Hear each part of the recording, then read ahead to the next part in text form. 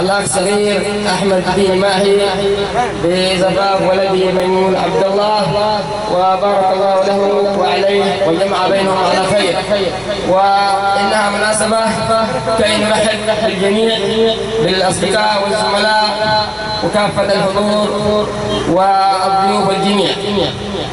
وإنها لفرصة، نحن لا نريد أن نخوفكم أو نكدر عليكم عرسكم، ولكنه بسبب غطرسة العدوان وبسبب ما تمر بلادنا من حصار اقتصادي وحصار جوي وبحري وكل المنافذ، يعني تتعرض الآن الصحة في الجمهورية اليمنية بشكل عام وفي محافظة الحديدة إلى تدهور، وهناك وباء ينتشر هذه الأيام وهو حمى الضرب والملاريا.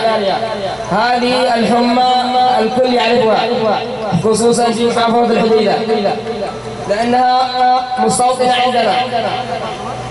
المهم يا إخوة، هناك تدابير وهناك وقاية وهناك أشياء بسيطة نستطيع أن نقي أنفسنا من هذا الوباء. والعرب قديما قالوا درهم وقاية خير من قطار علاج كي لا ينتشر المرض. هناك من الناس بطريقة عشوائية وأحيانا بدون فهم أكرمكم الله يضع حمام الحمام في الطريق أو في الشارع، وهذه هدية للناس تجمع فيها البعوض.